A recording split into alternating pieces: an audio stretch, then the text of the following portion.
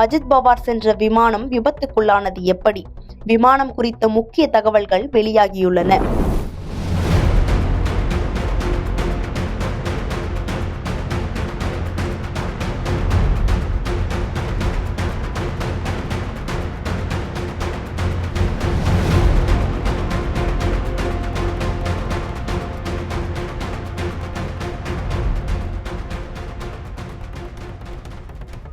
மகாராஷ்டிர துணை முதல்வர் அஜித் பவார் மற்றும் அவருடன் பயணித்த 4 பேர் உயிரிழக்க காரணமான அந்த தனி விமானம் மற்றும் தொழில்நுட்பம் குறித்த வரலாற்று பின்னணிகள் தான் இது.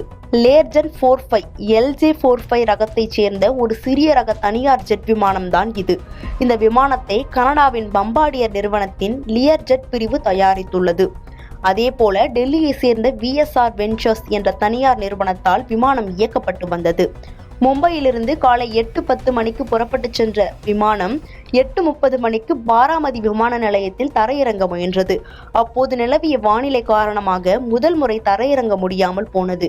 பின்னர் 2வது முறை தரையிறங்க முயன்றபோது விமானம் ஓடுதளத்தை விட்டு விலகி கீழே விழுந்து தீப்பிடித்தது. தரையில் மோதியவுடன் விமானம் வெடித்து சிதறியதாகவும் அங்கிருந்தவர்களுக்கு தப்பிக்க வாய்ப்பே இல்லாமல் போனதாகவும் நேரில் பார்த்த நபர்கள் தெரிவித்துள்ளனர். இந்த விமானம் இதற்கு முன்பும் விபத்துக்குள்ளானது. கடந்த செப்டம்பர் 2023 மும்பை விமான நிலையத்தில் பலத்த மழை பெய்து கொண்டிருந்த போது தரையிறங்க முயன்றபோது இந்த விமானம் விபத்துக்குள்ளானது. அப்போது அதில் இருந்தவர்கள் காயங்களுடன் உயிர் தப்பினர். அதே விமானம் தற்போது மீண்டும் விபத்துக்குள்ளாகி அஜித் பவாரின் உயிரை பறித்துள்ள சம்பவம் பெரும் சோகத்தை ஏற்படுத்தியது மட்டுமின்றி சந்தேகத்தையும் கிளப்பியுள்ளது. இந்த விமான புலனாய்வு அமைப்பு அதிகாரிகள் விபத்து தொடர்பான விசாரணையை தொடங்கியுள்ளனர்.